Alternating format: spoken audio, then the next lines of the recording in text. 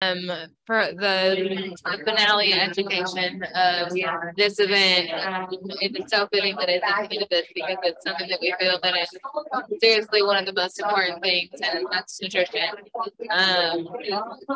Dietary changes is a big part of your. That's like one of the main things that need to be changed. So when we were developing the FECO Playbook side of this, it was important to us to get the right information and not just suggestions. So we seeked out what we needed for that. And it was funny because I think we were both kind of vetting each other at the same time. So when the way that this happened, with Chip Paul and Chip and Cynthia joining in with us on that and making the introduction, I think it all just worked out really perfectly. Yep.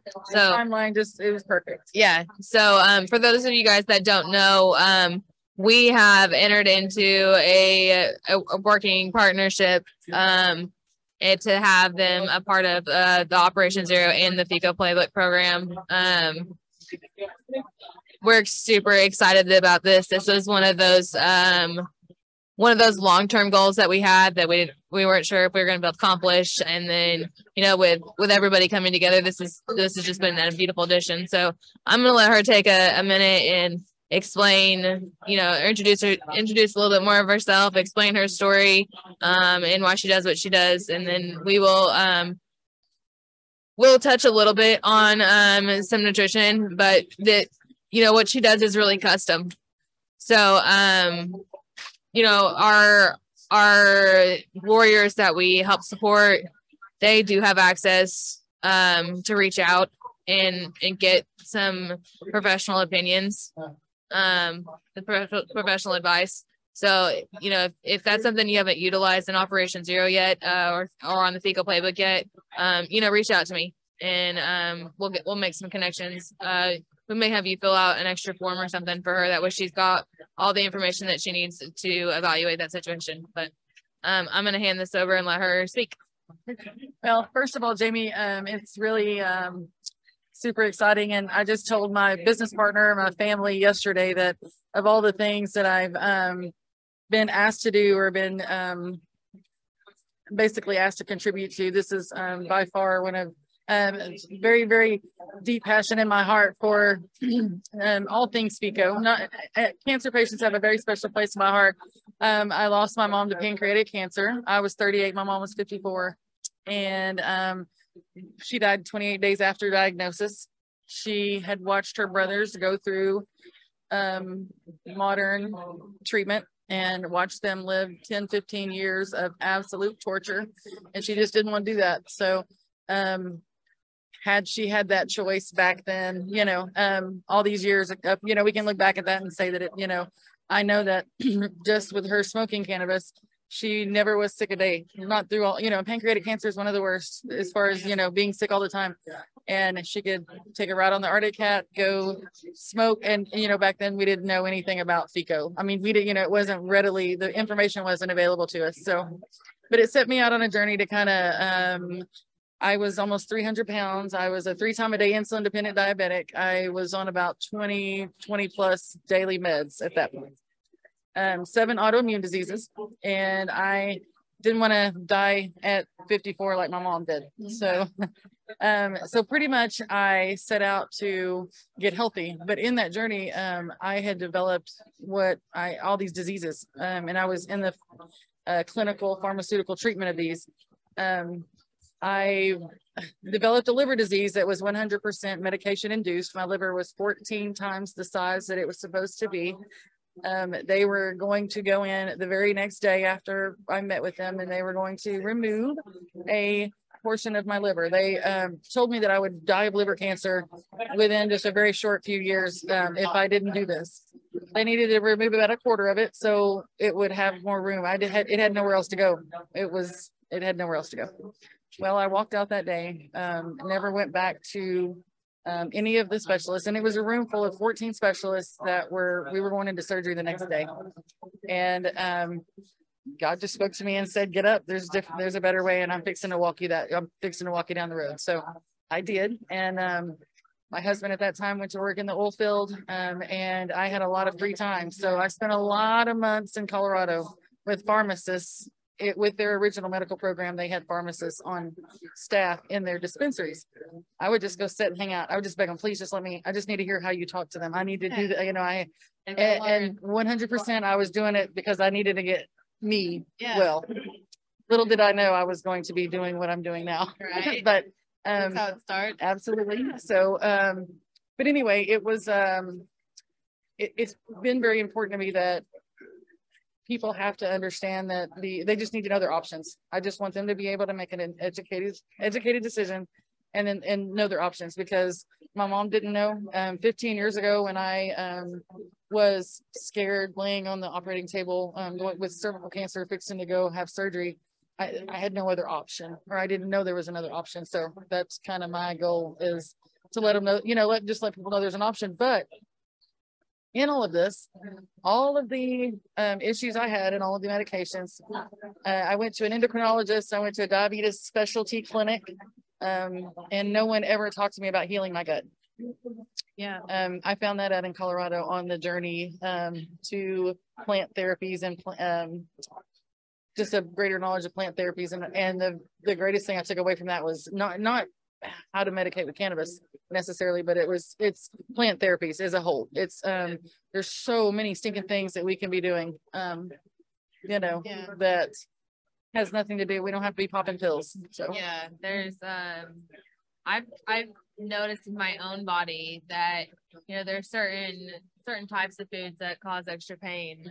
Nightshades are one of them for me. Like and things I didn't think about. Like, you don't think that when you eat a piece of okra that it's going to hurt your body. You're right.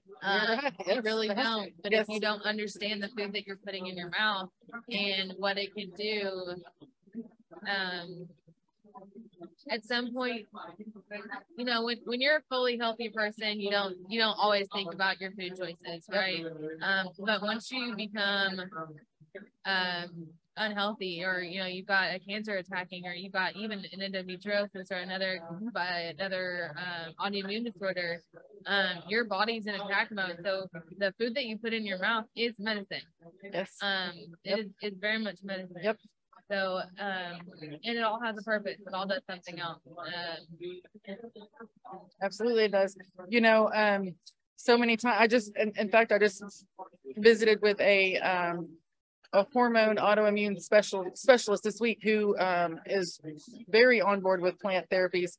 And she said to me, I recommend food antigen tests because even the healthiest person on earth could have an autoimmune issue because of a very healthy food they're eating, or it could be healthy for others.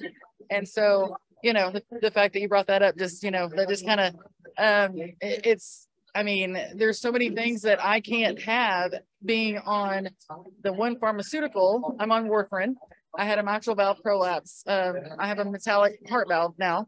I'll have to be on warfarin for the rest of my life, but I've decreased it with plant. I've decreased the dosage down to 2.5 milligrams most weeks with plants, supplementing with plants. So if I can get the least amount of pharmaceutical in, I know we need them.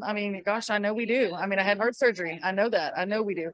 But something that going into surgery with a bad gut is, and we're talking about cancer patients, they're already having all of the medications and all of the issues, the gut issues that they're dealing with. And just knowing how to balance the antibiotics and the probiotics is just important. You can balance that and eliminate so much pain, so much gut disruption, and anyway, so we hope to kind of teach them how to learn some of that balance. That's gonna be an important thing moving forward. I'm super excited. We have guys, so we've already seen some of the information that's going to be provided at FECO Playbook to help these patients that Jennifer has done, and I'm excited to start digging into these more. I asked for help. I asked for a couple blog posts, and this woman sent me like a 2-month supply Like, Yeah. there's several of them. So there's going to be so much information that comes out of this, and so much bonding. We all have a very, well, we all have the same beliefs, and that's probably the strongest thing that makes our team. We are here to stand out. We're not here to blend in. I'm not your competition, but I'm not going to sit in the shadow either. You're right. Yeah, we're done. We're done with that. Yeah, we're done with that. We're ready to do And you know, Jamie, before I even started this whole protocol, I had genetic testing, and I tested pretty much 90 percentile positive that I would develop all of the female cancers, brain cancer, which is what I lost my grandmother, my maternal grandmother to.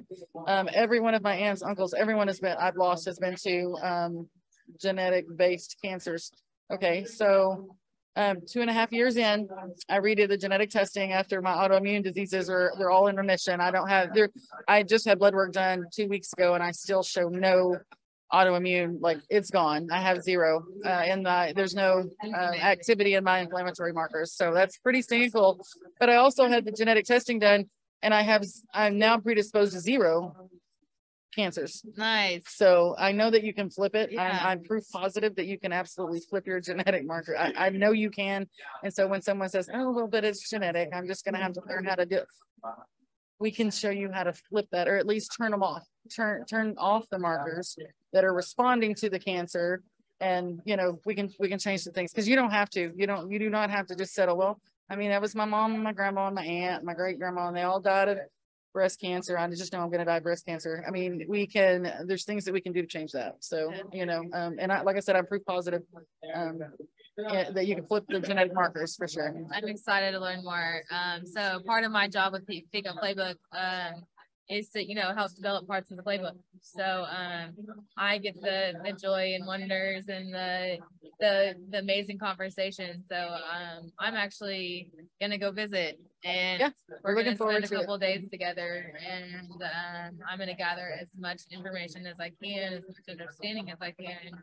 And relay her knowledge out. So I'll take all of it and get it on paper, send it to her, and say, is there any changes that need to be made? And we'll get it out to everybody. And I'm super excited about that. Like, yes, me too. I do. I'm looking forward to it. I'm looking forward to it.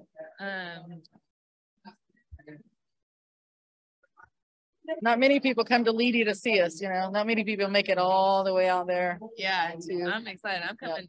I'm getting a room and I'm staying the night out there. You better. Yeah. Yeah. So you know, we're coming to an end of this HOPEfest as part of the educational part of this, and we're going to be moving into the entertainment.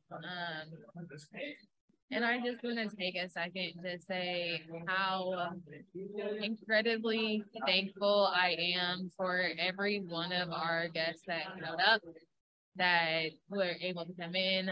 We did miss 2 guest speakers, and that was not their faults. They were on the phone with me. We were trying to get them in. You know, they did not let me down. And that was, you know, technology and learning.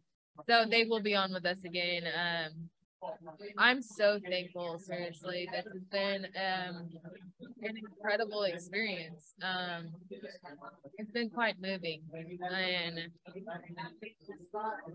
And all the decorations are beautiful. You did a great job, Jamie. Thank you. I mean, I got here and it just lights up the room. I mean, you did a good job. Thank you.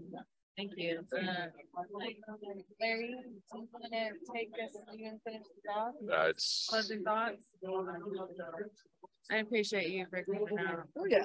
There you go. Thank you so much. Thank you so much, Jennifer, for coming in. We really appreciate Hawkeye Consulting, and you do fantastic stuff out there. Definitely keep our eye out for that. And so there we have it. That was a plethora or a plethora, whichever way you like to pronounce it, of good job. Cannabinoid hope. Just incredible job, Jamie. There she is. She's in my shot there. Just absolutely fantastic job. We probably there's 5 participants. I'm sure the next one there's questions and answers, but I don't know if we're going to do that one. That's it there. All this when Taylor go on to play when he's ready. Is he playing through the internet or that is fantastic.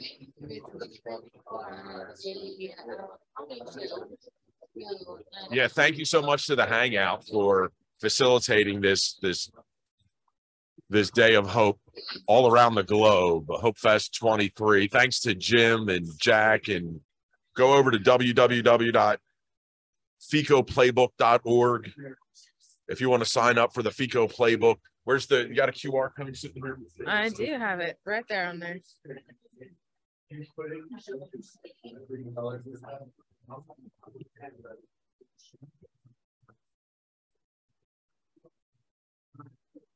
Scan it for sign up for Dollar FECO.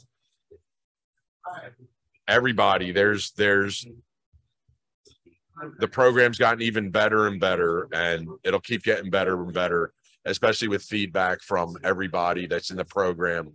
And you can help save somebody's life by participating in the program. So imagine that. Get yours saved and save somebody's.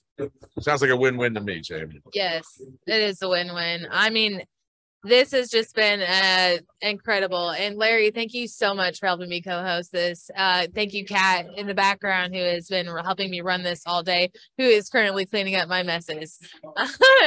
I appreciate you guys so much. This has been, and for Matt in the background, who has done for Matt in the background, who's done quite a bit as well. You know, I appreciate you guys. This team is amazing. I can't wait to see what the future brings.